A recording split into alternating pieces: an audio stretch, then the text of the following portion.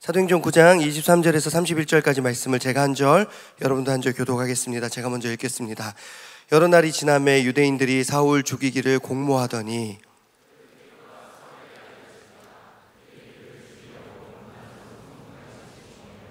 그의 제자들이 밤에 사울을 광주리에 담아 성벽에서 달아내리니라.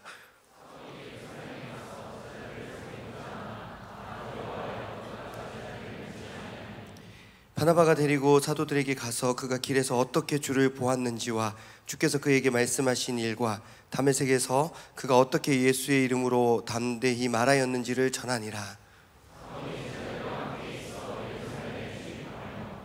또 주 예수의 이름으로 담대히 말하고 헬라파 유대인들과 함께 말하며 변론하니 그 사람들이 죽이려고 힘쓰거늘 함께요. 그리하여 온 유대와 갈릴리와 사마리아 교회가 평안하여 든든히 서가고 주를 경외함과 성령의 위로로 진행하여 수가 더 많아지니라. 아멘. 제가 이렇게 앞에 올라오기 전에 뒤에서 그 임용소 목사님이랑 살짝 대화 나눌 시간이 있었습니다. 근데 이런 얘기를 나눴어요. 여러분들, 제가 얼마 전에 그 새성전 본당에서 수요기도에 설교를 했었거든요. 수요기도 혹시 기억하실까요?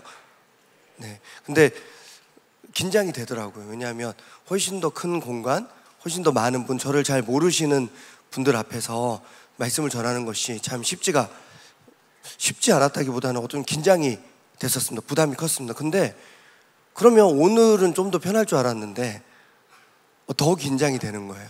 오늘 청년들에게 좋은 말씀을 선물로 전해줘야 되는데 그런 부담감과 함께 떨림이 있었습니다. 그래서 제가 임영소 목사님께 나 왜 더 떨리는지 모르겠다, 그런 얘기를 했었습니다.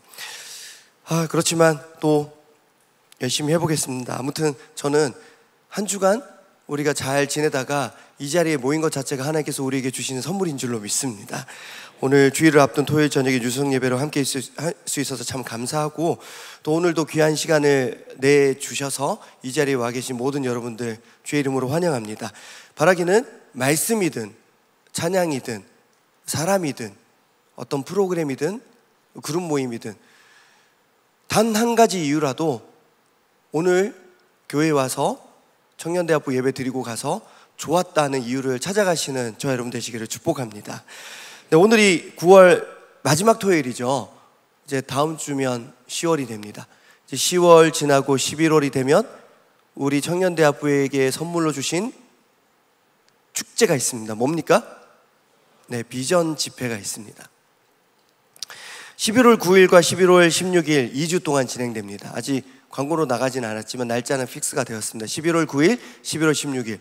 11월 9일에는 아이자야 61 찬양팀을 초청해서 찬양 집회를 하게 됩니다. 어렵게 제가 그분들에게 연락 드린 거 보니까 작년 봄부터 계속 연락을 드렸더라고요. 그리고 거의 1년 반 만에 분들이 오셔서 함께 찬양을 뜨겁게 하고 말씀을 듣고 그 이후에 기도의 찬양도 한 30여 분간 아이자야 61 찬양팀이 하고, 그리고 계획인데 GCC에서 우리 월드 글로리아 센터를 새로 리모델링하고 GCC 센터를 이제 새로 열었는데 2층과 3층에서 스탠딩 찬양 예배로 우리가 드리고자 합니다. 두려움이 있습니다. 혹시 키스 나면 어떡할까? 이게 한 획 차인데 첫 키스 말고 첫 키스를 혹시 우리가 내면 어떨까 할까, 그런 두려움이 있지만 그래도 좋은 시간이 될 줄로 믿습니다. 그리고 11월 16일에는 11월 14일에 우리 수능을 치고 나서 대학부로 올라오게 되는 우리 예비 세크미들과 함께 바로 옆 새성전 본당에서 말씀 집회를 드리게 됩니다. 이 기간에 많은 프로그램과 행사들도 함께 준비가 되고 진행이 될 것입니다. 그래서 저는 여러분들께 부탁드립니다. 11월 9일, 16일 두 날짜 기억해 주시고 이 비전 집회를 위해서 기도로 준비해 주시기를 부탁드립니다. 반드시 이 두 날이 좋은 날이 될 줄로 믿습니다. 특별히 이제 올해가 3개월밖에 남지 않았습니다. 각 팀과 그룹 그리고 새가족부에 부탁을 드립니다. 혹시 어느 순간부터 보이지 않는 지체가 있지 않습니까? 혹시 내가 힘들어서 놓쳐버린 지체가 있지는 않습니까? 돌아보시고 우리에게 남은 3개월의 시간을 전도의 시간으로, 또 지난주일 저녁 원로 목사님께서 우리에게 선포하신 그 말씀대로 복음의 증거자로 살아가는 3개월 더해야 할 줄로 믿습니다. 자, 지난주일에는 1부부터 5부까지 외부 강사님들께서 다 말씀을 전해주셨습니다. 그래서 제가 어느 부 목사님의 말씀으로 특별히 말씀을 준비하기가 그래서 주일 저녁에 원로 목사님께서 말씀을 전해주셨는데 그 말씀을 계속 붙들고 묵상해서 오늘 단에 서게 되었습니다. 지난 주일 찬양 예배 때 원로 목사님께서는 사도행전 9장 31절 본문으로 성령은 사도행전 1장 8절을 성취하신다, 그 제목으로 말씀을 전해주셨습니다. 그래서 본문이 사도행전 9장 31절이었고 제목이 성령은 사도행전 1장 8절을 성취하신다. 지난주 말씀을 듣고 사도행전 9장 31절 본문을 살펴보다가 오늘은 그 앞부분, 그 상황을 좀 더 살펴보고 23절부터 31절까지 본문으로 제목을 좀 창의적으로 잡았습니다. 성령의 위로는 사도행전 9장 31절을 성취하신다, 이렇게 창의적으로 좀 해봤습니다. 누군가는 오늘 주보 보자마자 원로 목사님 설교 제목 뺏겼는데요 뭐 이렇게 또 얘기하는데, 오히려 이렇게 제목을 잡는 게 더 용기가 필요한 것 같지 않습니까? 우리 교회에서. 저는 나름대로의 의도를 가지고 또 여러분들께 전할 이야기가 있어서 또 이 제목으로 말씀을 전하겠습니다. 오늘 말씀을 통해서 저는 저와 여러분이 다시 한번 복음의 증인이 되기로 결단하고 또 비전 집회를 앞두고 또 마음을 다잡는 시간이 되기를 바라고 또 말씀을 선포하겠습니다. 사도행전 1장 8절과 사도행전 9장 31절은 어떤 관계일까요? 미리 정답을 알려드리자면 사도행전 1장 8절이 말씀의 선포라면 사도행전 9장 31절은 그 말씀의 성취입니다. 사도행전 1장 8절 한번 함께 읽겠습니다. 우리 사도행전 1장 8절 말씀 시작. 오직 성령이 너희에게 임하시면 너희가 권능을 받고 예루살렘과 온 유대와 사마리아와 땅끝까지 이르러 내 증인이 되리라 하시니라. 아멘. 예수님께서는 부활하신 후에 제자들과 함께 40일을 이 땅에서 함께 시간을 보내셨습니다. 그리고 그렇게 시간 보내신 후에 승천하셨습니다. 하늘에 올라가셨다는 거죠. 근데 하늘로 올라가시기 전에 사도행전 1장 8절의 말씀으로 제자들을 위로하셨습니다. 사도행전 1장 8절의 내용이 뭡니까? 나는 비록 이제 이 땅에 없을 거야. 그렇지만 걱정하지 마. 성령 하나님께서 너희에게 임하실 거야. 성령 하나님께서 너희에게 임하면 너희가 권능을 받을 것이고 너희가 그 권능으로 온 땅에 내 증인으로 살게 될 것이야. 그렇게 위로해 주셨습니다. 그리고 예수님의 이 위로의 말씀은 사도행전 9장 31절에서 성취가 되는 모습을 보여줍니다. 우리 사도행전 9장 31절 말씀도 함께 읽겠습니다. 시작. 그리하여 온 유대와 갈릴리와 사마리아 교회가 평안하여 든든히 서가고 주의 경외함과 성령의 위로로 진행하여 수가 더 많아지니라. 아멘. 물론 이 사도행전 9장 31절 말씀이 사도행전 1장 8절의 완전한 성취라고 볼 수는 없습니다. 왜냐하면 지금도 이 말씀은 성취되어 가고 있는 과정인 줄로 믿습니다. 지금도 우리는 계속해서 복음을 증언하는 삶을 살아야 되고 이 말씀은 여전히 성취를 향해 나아가고 있습니다. 언제까지요? 주님 오실 그날까지 우리는 증인으로 살아가야 할 줄로 믿습니다. 그런데 이루어지지 않을 것 같았던, 꿈과 같았던, 꿈꿀 수 없어 보일 것 같았던 그 사도행전 1장 8절의 말씀이 웬걸? 이루어지고 있는 기미가 보이는 거예요. 그게 사도행전 9장 31절 말씀입니다. 여러분들, 전도가 참 쉽지 않은 요즘입니다. 어디 가서 내가 교회에 다닌다고, 명성교회 다닌다고, 나는 예수 믿고 교회 다니기 때문에 나는 이런 일을 할 수 없다고 담대하게 복음의 증인으로 살아가기가 참 쉽지 않은 요즘입니다. 그러나 이런 우리에게도 성령님께서 임하시며 우리는 전도할 수 있게 될 줄로 믿습니다. 전도할 수 있게 되고 또 우리 공동체가 비전 집회를 앞두고 10월 한 달이 부흥의 한 달이 될 줄로 믿습니다. 날마다 든든히 서가고 또 날마다 수가 늘어나는 이 사도행전 9장 31절의 기적과 같은 은혜가, 그 말씀의 성취의 은혜가 우리에게도 허락될 줄로 믿습니다. 자, 그렇다면 초대교회에서는 어떻게 이런 성령의 역사가 일어날 수 있었을까요? 여러분, 초대교회는 모든 것이 다 갖춰준 교회가 아닙니다. 제가 개척교회를 섬겨본 경험이 있는데, 저는 어떻게 사역자로 교육전사로 처음 사역한 교회도 어떻게 개척교회였어요. 개척교회 수준으로 비교하면 될까? 아닙니다. 초대교회는 그거보다 더 열악합니다. 지금은 개척교회를 섬겨도 목사는 있잖아요. 그리고 성도님들도 다 완전 새 가족은 아닙니다. 다른 교회를 다녀본 경험이 다 있습니다. 교리와 신학도 어느 정도는 다 있습니다. 교회가 어떤 것인지 어느 정도를 알고 오시는 분들이 대부분입니다. 근데 초대교회는 어떠냐면 준비되어 있는 것이 아무것도 없었습니다. 언제 흩어질지 모르는 불안한 공동체가 바로 초대교회였습니다. 교리나 신학도 이때까지는 아직까지는 완전히 정리가 되지 않았고 사도들의 수도 모자랐습니다. 교회 직분도 아직까지 제대로 정리가 되어 있지 않은 상태가 초대교회였습니다. 지금보다 전도가 더 어려운 상황이죠. 하지만 이런 초대교회가 어느 순간 폭발적으로 성장하고 부흥하게 됩니다. 물론 성장 과정에서도 로마의 박해와 또 유대교를 믿는 기존 유대인들의 박해가 여전히 있었지만, 그럼에도 불구하고 어느 순간부터 초대교회는 폭발적인 성장을 이루어 나가게 됩니다. 바로 단 한 사람의 출현 때문입니다. 그 사람이 누구냐? 바로 사도 바울입니다. 사도 바울의 등장 이후로 초대교회는 원래는 유대인들 중에도 일부 예수님을 믿는 사람들만이 믿는 민족 종교였는데, 이제는 전 세계를 주름잡는 세계적인 종교로 발돋움을 해나가게 됩니다. 자, 그러나 이 사도 바울, 원래는 사울이었죠. 사울이 초대교회 안으로 들어오는 것은 참 쉽지 않은 상황이었습니다. 사울이 원래 어떤 사람이었냐면 예수님 믿는 사람들, 예수의 제자들을 붙잡아서 박해하던 박해자였습니다. 이 사울 때문에 죽은 사람, 고난당한 사람들이 참 많았습니다. 스데반 집사님이 돌아가실 때, 오늘 청년부는 그 LT 시간에 스데반 집사님에 대해서 하죠. 그렇죠? 근데 스데반 집사님이 돌아가실 때도 중요한 역할을 감당했던 사람이 이 사울, 나중에 사도 바울이 되지만 사울이었습니다. 여러분, 초대교회 성도들에게 있어서 사울은 정말 두려운 존재였습니다.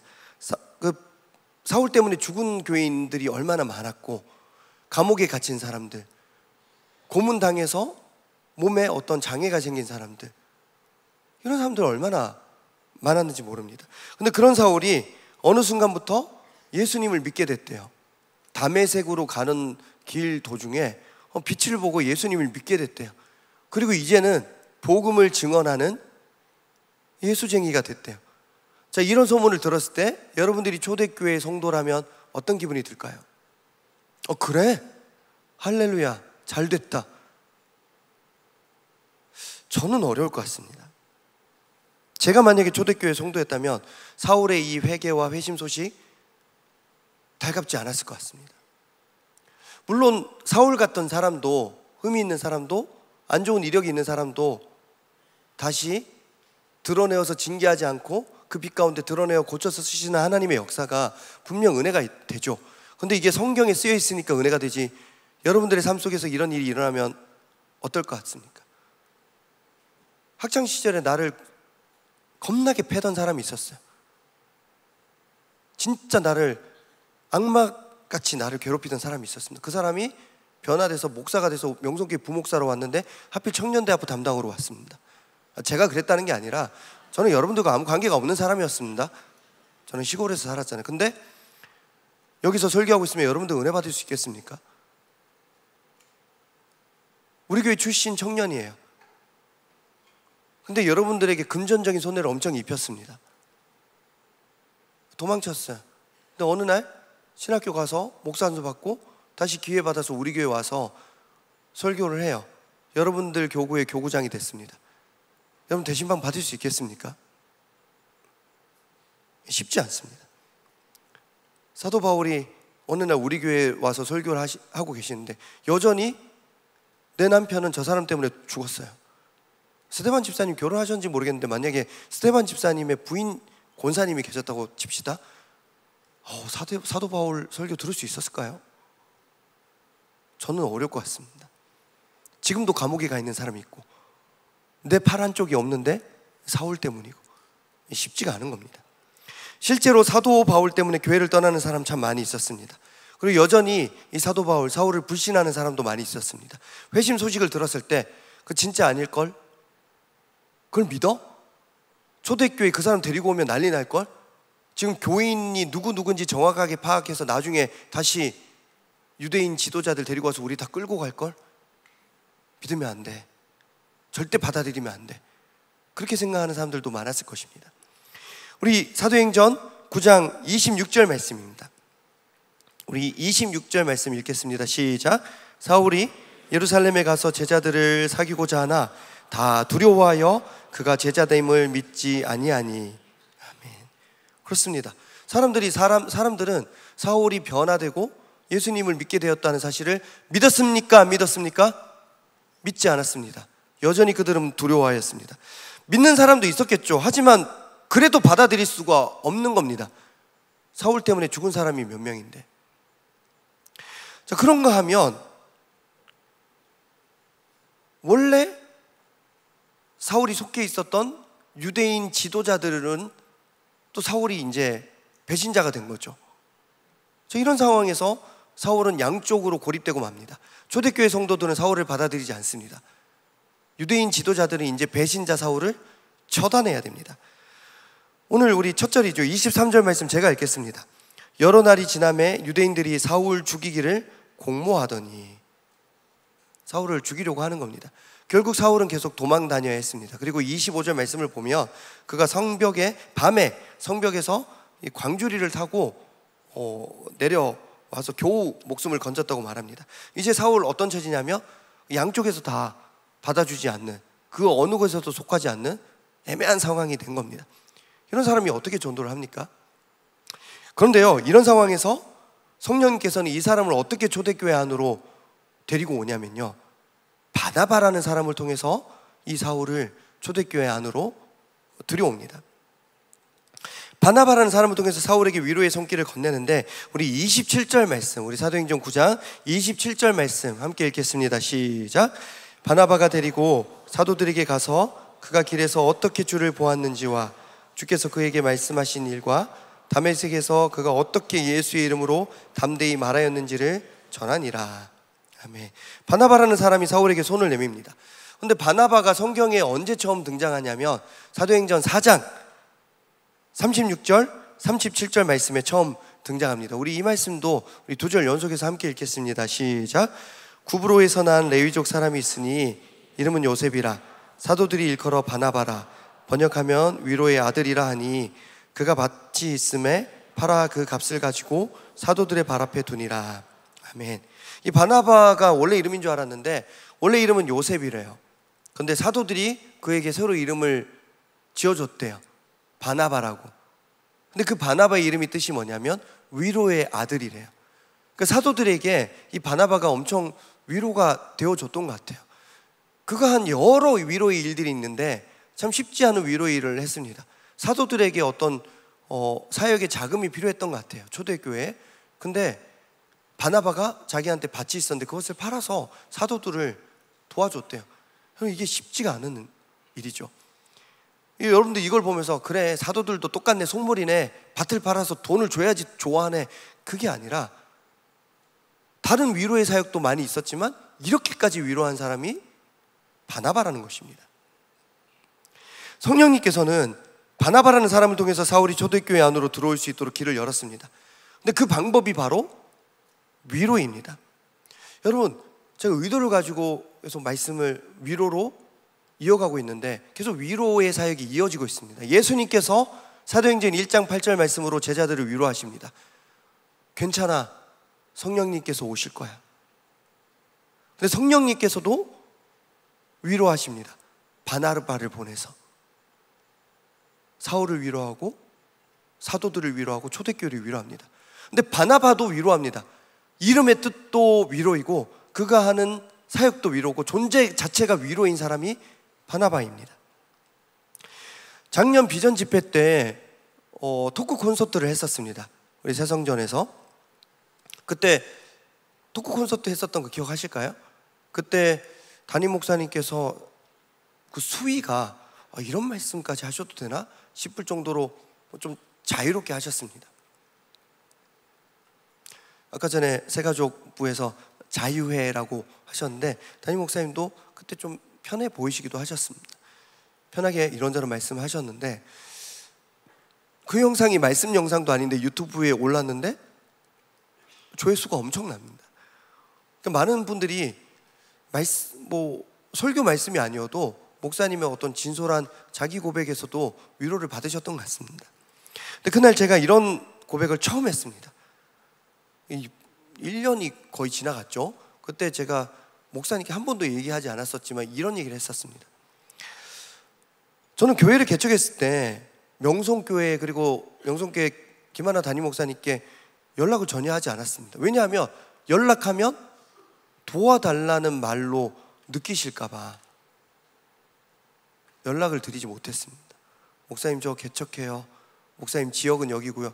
소식을 전할 법도 했는데 제가 전혀 그렇게 하지 못했습니다.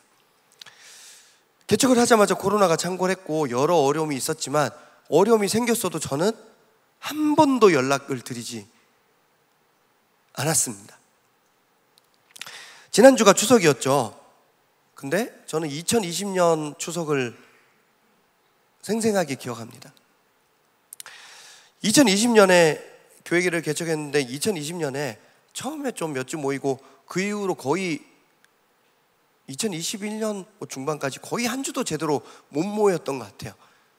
1단계였다가 2단계였다가 2.5단계가 생겼다가 나중에는 4단계. 여러분들 지금 기억이 가물가물하겠지만 식당에 가도 4사람이서만 같이 식사할 수 있었고 그런 시절이 있었습니다. 그게 2020년이었습니다. 실시간 방송 시스템이 갖춰진 교회에서만 그 실시간 그 시스템을 위해서 20명까지 예배를 드릴 수 있었습니다. 그리고 그 의자의 10% 그렇게 예배를 드릴 수 있었습니다. 그때 저희 교회 의자도 제대로 없었고 의자 50개 해봤자 몇 명 들어갈 수 있습니까? 못 모였던 거죠. 자, 그런데 그래도 저는 어쨌든 목사니까 이런저런 업무도 봐야 되고 말씀 준비도 해야 되고 그래도 교회 가서 기도해야 되니까 그래서 매일 교회를 갔죠. 추석 연휴에도 아무도 오지 않았지만 저는 교회를 갔습니다. 그런데 그 교회가 교인이 5명밖에 없기도 했지만 그 5분이 기존의 목사님들, 기존의 교회들의 어떤 실망이나 상처가 있으셨던 분들이에요. 그래서 저에게도 늘 이런 걸 은연중에 말씀하셨어요. 황 목사님은 그런 목사님들과는 다른 목사님인 것 같아요 라는 말이 굉장히 부담감이 있죠. 다른 목사님이 되길 바라요. 저희 진짜 황 목사님은 변질되지 않았으면 좋겠어요. 저희 진짜 이 교회도 다녀보고 저 교회도 다녀보고 다 했는데 다 가까이 다가가니까 다 실망스럽더라고요. 황 목사님은 그러지 않기를 바라요. 이런 2년 동안 그러다 보니까 제가 바라지도 않았지만 분위기 자체가 명절이라고 해서 목사님 가족들과 이거 드세요 이런 분위기가 아니었어요. 바란 적도 없어요. 여러분 오해하지 마세요. 제가 지난주 추석인데 제가 여러분들께 나 이번 추석에는 곶감 먹고 싶은데 제가 한 번이라도 했습니까? 나 배보다는 포도가 좋아. 저 그런 물론 가져다 주시면 주시는 손길이 민망할까 봐 이제는 제가 고마워요. 진짜 너무 고마워. 잘 먹을게요. 그렇게 하지만 바라지 않습니다. 근데 그때 그 교회는 분위기 자체가 바라서도 안 되고 해서도 안 되는 그런 분위기였습니다. 자, 그런데 자동차 정비 공장 3층의 교회를 개척을 했었는데 3층으로 올라가고 있는데 과일 바구니가 있는 거예요. 제가 우리 교회 성도님들이 이러지 않으실 텐데 혹시 정비 공장 사장님께 온 과일 바구니가 아닐까? 바로 한 층 밑에가 사무실이었거든요. 그래서 정비 공장 사무실이었기 때문에 봤는데 쪽지가 적혀 있었어요. 황 목사님 힘내세요. 김하나. 제가 반말로 이렇게 한 게 아니라 목사를 빼고 김하나. 그래서 제가 아는 김하나라는 이름은 2명이에요. 이게 청년부 50팀의 김하나. 혹시 하나 너가 보냈니? 그런가? 내가 한 번도 생각을 안 해봤는데. 아닐 거예요. 제가 필체를 아는데 그 김하나의 필체가 아닙니다. 김하나, 이렇게 목사라고 안 적어 놓으셔가지고. 아무튼 지금 처음 생각해 봅니다. 나중에 다시 한번 제가 물어볼게요. 황 목사님 힘내세요. 김하나. 저는 개척한다고 말씀드린 적도 없고 도와달라는 연락이 될까봐 평상시에도 연락을 못 드렸는데 너무 민망하고 죄송했습니다. 담임 목사님 보면 제가 딱 그 필체를 알아봐요. 담임 목사님께서 설교를 굉장히 잘하시지만 사실 필체가 좋지는 않으시거든요. 그래서 얼마 전에 그 청년부 대학부 수련회 때 그 실행위원들과 같이 식사를 하는데 황 목사님이 의외로 필체가 좋지가 않아요. 근데 저는 들으면서 목사님이 그렇게 말씀하실 수가 있나? 아무튼 뭐 제가 볼 때는 제가 더 못 쓰겠죠. 근데 아무튼 근데 제가 그 과일 바구니 하나, 쪽지 하나가 뭐라고 그게 그렇게 큰 위로가 되는 거예요. 그 과일 바구니 때문에 제가 명성교회로 돌아온 거라고 말할 수는 없지만 큰 영향력이 있었습니다. 나를 잊어주지 않는 분이 있구나. 위로가 참 컸어요. 그래서 제가 혹시 청년부 때는 작년에 제가 그 청년부 수련회 앞두고 작년 청년부 수련회 때 대학부 수련회 때 우리가 많은 교회를 섬기기로 대단한 결단을 하고 갔잖아요. 근데 대학부 또 수련회 때 또 많이 우리에게 줘서 청년부가 정말 많은 교회를 향해 갈 수 있었습니다. 근데 그때 제가 한 주, 2주 전에 청년부 지체들이 가게 될 교회들을 다 가서 목사님들을 한 분 한 분 다 만났습니다. 그때 제가 뭐 들고 갔는지 혹시 기억하십니까? 복숭아나 포도, 자두, 저 과일 한 박스씩 들고 목사님들 만나러 갔어요. 제가 이제 와서 하는 말씀이지만 전 그때 목사님께 받은 그 과일이 되게 컸어요. 제가 받은 사랑 저도 지금 내가 이렇게 할 수 있으니까 그렇게 전했습니다. 그리고 작년에 한 교회였어요. 그때 박재현 조사님과 함께 그 교회를 방문했었는데 그 복숭아 하나랑 가서 저희 이렇게 참석하게 해주셔서 감사합니다.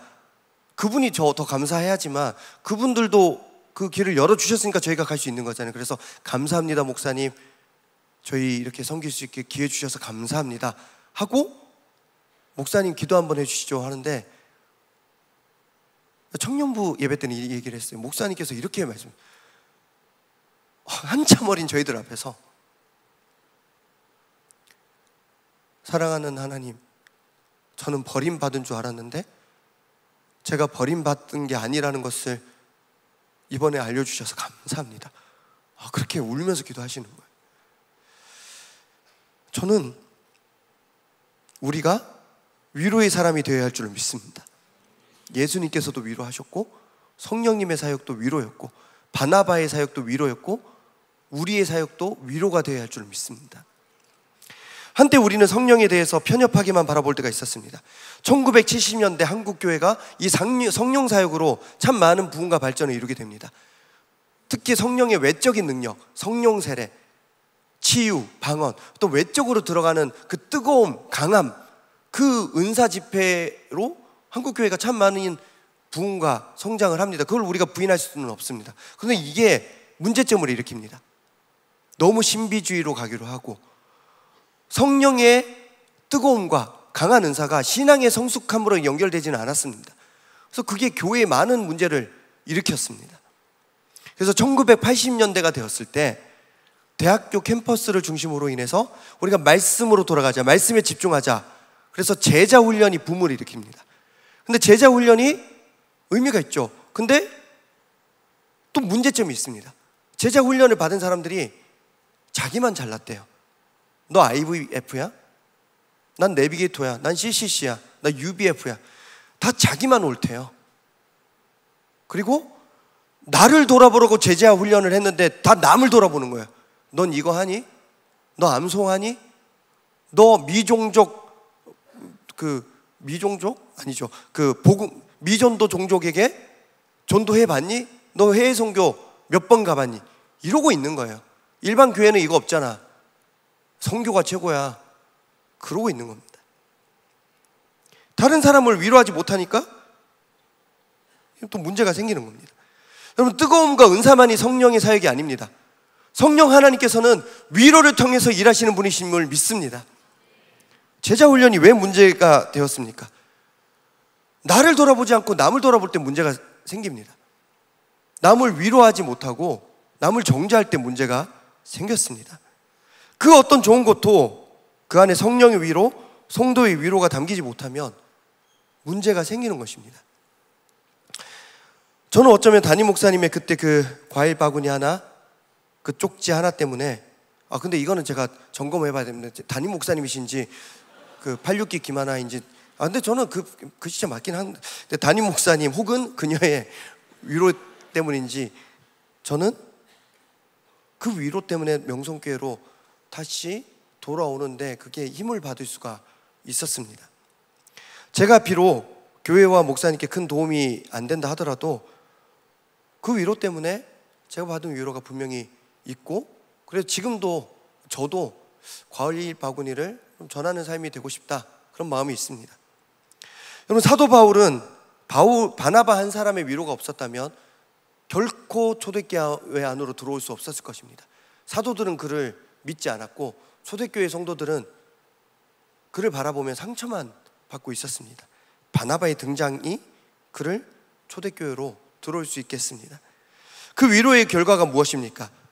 우리 사도행전 9장 31절 말씀이 그 위로의 결과입니다. 우리 31절 말씀 함께 읽겠습니다. 시작.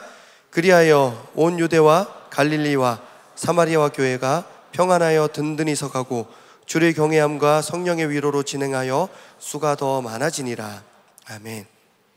앞서도 말씀드렸듯이 이 사도행전 9장 31절은 사도행전 1장 8절의 말씀의 성취입니다. 그리고 이 일은 분명히 성령께서 하셨습니다. 그래서 지난주 원로 목사님의 말씀 제목이 성령은 사도행전 1장 8절을 성취하신다였습니다. 그런데요, 31절 말씀을 방금 읽었는데 분명히 이렇게 말했습니다. 이 일이 어떻게 진행되냐면 주를 경외함과 성령의 위로로 이 일이 진행되었다고 말씀하고 있습니다. 성령님께서 어떻게 이 일을 성취하셨냐? 성령님의 강함, 성령님의 뜨거움, 성령님의 치유, 성령님의 방언, 이렇게 말씀하지 않습니다. 성령의 위로로 이 일이 진행되었다. 할렐루야. 성령님께서는 위로하셨고 이 성령의 위로로 초대교회가 사도행전 1장 8절의 말씀이 성취되어가는 놀라운 역사를 보여줍니다. 저 여러분 모두 위로를 통해 복음을 증언하는 사람이 되어야 할 줄 믿습니다. 저는 어제 새벽 담임 목사님 말씀에 참 큰 은혜를 받았는데, 우리가 큰 그릇, 큰 사람, 특별히 넓은 마음의 사람이 되어야 할 줄 믿습니다. 그렇게 위로하고 품을 때 우리 교회에도, 우리 청년대학부에도, 한국교회 이번에도 총회하면서 발표했지만 매년 몇십만 명이, 몇만 명이 없어진대요, 성도가. 그렇지만 그런 상황 가운데서도 우리 공동체에 날마다 수가 늘어나고 위로가 늘어나는 그런 사도행전 1장 8절, 9장 31절의 은혜가 우리에게 허락될 줄로 믿습니다. 제가 예배국장에도 얘기했지만 오늘 특순도 많고 이따가 행사가 있기 때문에 평소보다 말씀을 좀 짧게 하겠다고 말씀을 드렸는데 말씀을 맺겠습니다.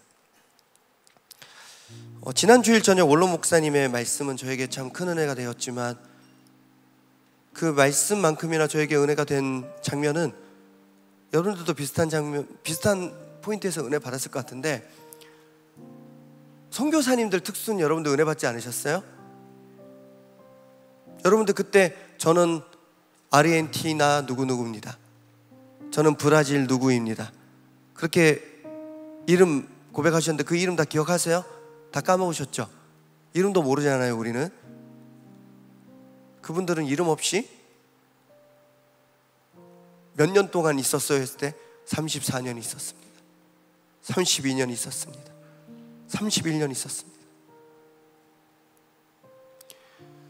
그 누구도 알아주지 않는데 30여 년을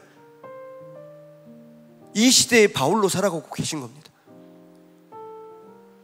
여러분들은 우리 교회와 원로 목사님이 그 일을 하고 있다는 것은 알고 있습니까?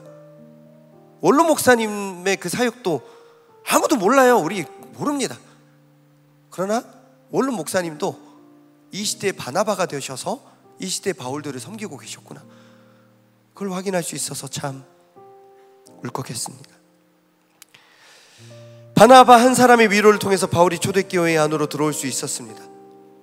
그리고 바울 한 사람을 통해서 세계 선교의 초석이 마련될 수가 있었습니다. 그 바울 한 사람이 때문에 오늘 우리가 예수를 믿을 수 있게 된 겁니다.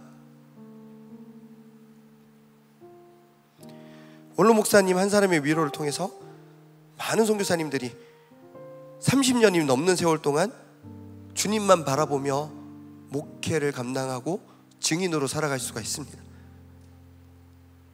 지금도 담임 목사님과 명성교회를 통해서 위로를 받고 세임을 얻는 사람들이 많이 있는 줄 믿습니다. 오늘 새벽에 원로 목사님 말씀 가운데 갑자기 의사들을 향한 위로의 그 기도를 하시더라고요. 의사들을 위로해 주시고 환자들을 위로해 주시고 이 일 하나님께서만이 하실 수 있습니다, 도와주시옵소서, 그렇게 기도하셨는데 성령 하나님께서 도와주시면 이 일이 해결될 줄로 믿습니다.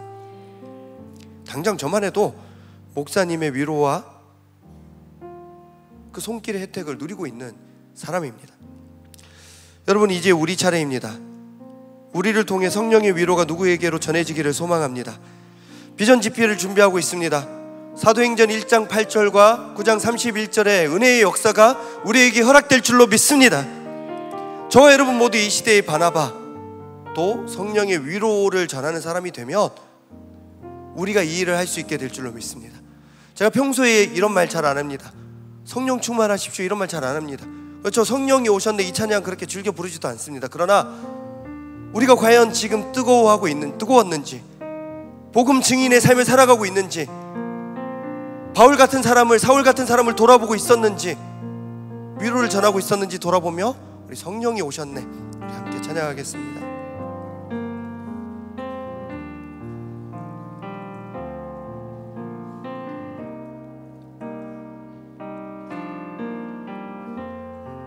허무한 시절 지날 때, 허무한 시절 지날 때, 깊은 한숨 내쉴 때, 그런 풍경 보시며 단식하는 분 있네. 고와 같이 너희를 버려두지 않으리. 내가 너희와 영원히 함께. 억눌린 자 갇힌 자, 억눌린 자 갇힌 자, 자유함이 없는 자, 피난처가 되시는 성령님 계시네. 주의 영이 계신 곳에 전자유가 있다네.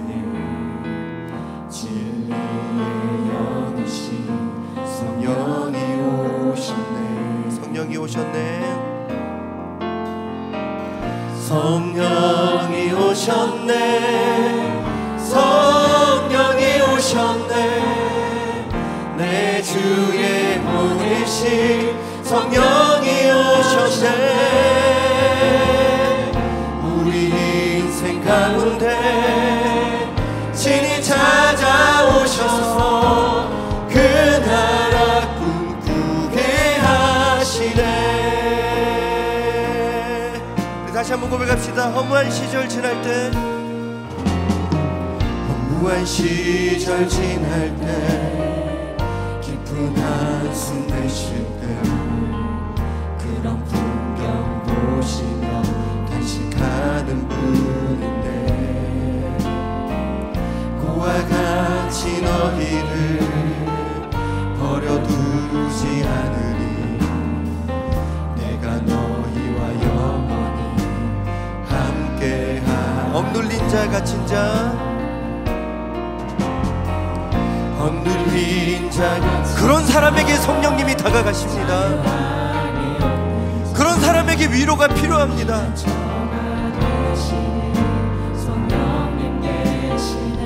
주의 영이 계신 곳에 참 자유가 있다네.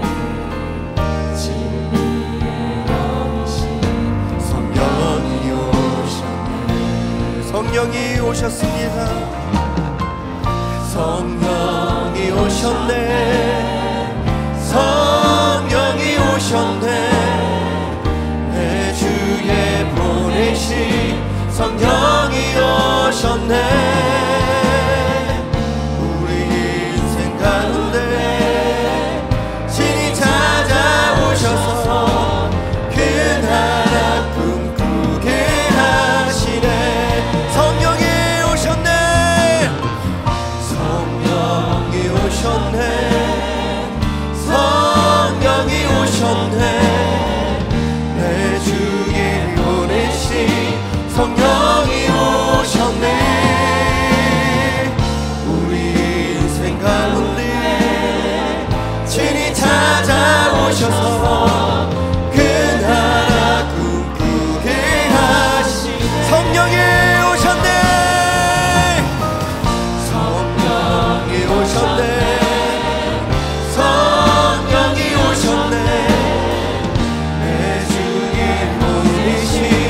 성령이 오셨네. 우리 인생 가운데 신이 찾아오셔서 그 나라 꿈꾸게. 우리 마지막으로 고백합시다. 성령이 오셨네. 성령이 오셨네. 성령이 오셨네. 내 주에 보내신 성령이 오셨네. 우리 인생 가운데 신이 찾아오셔서 그 나라 꿈꾸게 하시네. 지난 주일 저녁 원로 목사님께서는 말씀을 통해서 우리에게 권면하셨습니다. 복음의 증인이 되십시오. 복음을 증거하고 사십시오. 돌아봅시다. 여러분 복음을 전하고 계십니까? 여러분 성령 충만하십니까? 주변에 예수님 믿어보라고, 교회 다녀보라고, 나는 이런 교회를 다니는데 토요일에 예배가 있다고 최근에 증언하신 적이 있습니까? 비전 집회는 전도 집회입니다. 이미 많은 것들이 준비되었습니다. 모시기 쉬운 찬양팀을 섭외했고 강사님도 찾고 연락을 하고 있습니다. 그런데 더 중요한 것은 성령님을 우리 가운데 모셔야 할 줄로 믿습니다. 그리고 성령님을 우리에게 전하신 그 말씀의 뜻, 우리 전도해야 할 줄로 믿습니다. 거창하게 여러 명 전도하라는 말이 아니라 바나바가 사울을 위로했듯이, 담임 목사님께서 저를 위로하셨듯이 힘들어하고 지금 안 보이고 떠나가 있는 한 사람 정도는 우리가 챙길 수 있지 않습니까? 찬양으로 고백했습니다. 성령님이 누구에게 가십니까? 고와 같은 사람, 억눌린 사람, 갇힌 사람, 기쁜 한숨 내쉬는 사람, 그런 사람들을 돌아보시는 줄 믿습니다. 우리 성령님께서 우리에게 충만하게 임하시며 성령님께서 우리를 도와주시면 우리도 그 나라를 꿈꿀 수 있게 될 줄로 믿습니다. 성령의 위로를 통해서 우리가 전도의 열매를 맺게 될 줄로 믿습니다. 우리 그들에게 위로를 전하는 증인이 되게 해달라고 우리 주여 세 번 힘차게 부르고 기도하겠습니다. 주여, 주여, 주여.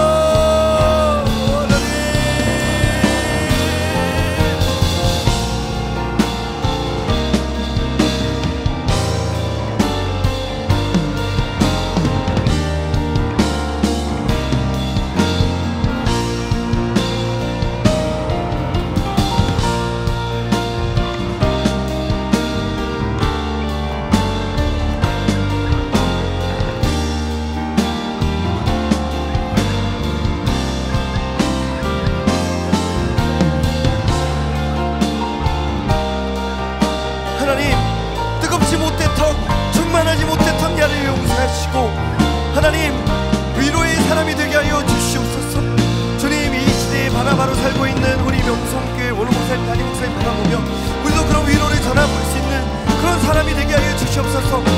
한 사람이면 됩니다. 한 사람이면 됩니다. 바울 한 사람이면 되고, 바나바 한 사람이면 되고, 내가 그 한 사람 될 수 있도록 도와주시옵소서. 하나님,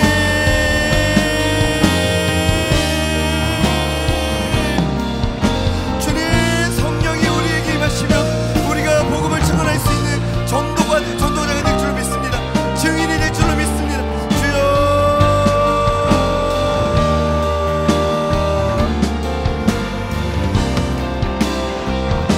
하나님, 위로가 필요한 곳에 위로를 전해 주시고, 하나님, 우리 한 사람의 위로를 통해서 누군가가 반드시 돌아오고 그 사람이 이 시대의 바울이 될 줄로 믿습니다. 그 사람이 이 시대의 바울이 될 줄로 믿습니다. 이 비전 꿈꾸게 하여 주시옵소서. 그 나라 꿈꾸게 하여 주시게, 주여 비전을 품게 하여 주시옵소서. 주님, 이 10월 한 달을 전도의 계절로 삼아 주시옵소서. 하나님, 포기하지 않게 해 주시옵소서. 주여, 우리 청년대학부 공동체 가운데, 이 연합예배 가운데 주여 부흥의 역사를 허락하여 주시지 믿사오니 주여 도와주시옵소서. 주님,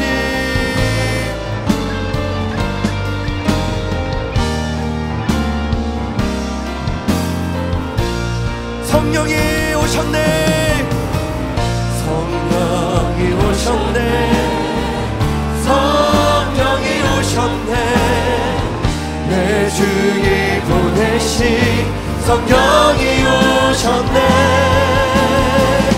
우리 인생 가운데 진이 찾아오셔서 그 나라 꿈꾸게 하시네. 성령이 오셨네, 성령이 오셨네, 내 주님 보내신 성령이 오셨네. 우리 인생 가운데 친히 찾아오셔서 그 나라 꿈꾸게 하신 성령이 오셨네, 성령이 오셨네, 내 주에 보내신 성령이 오셨네. 우리 인생 가운데 친히 찾아오셔서 그 나라 꿈꾸게 하시네. 성령이 오셨네, 성령이 오셨네, 내 주에 보내신 성령이 오셨네.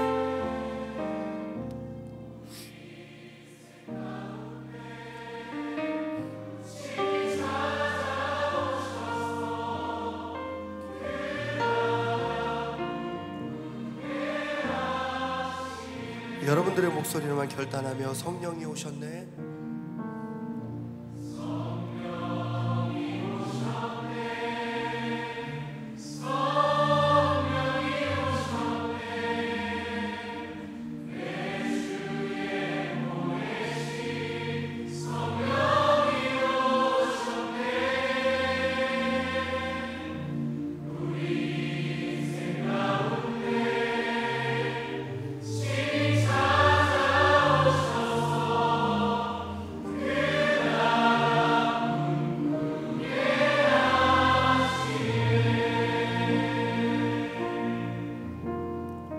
살아계신 하나님,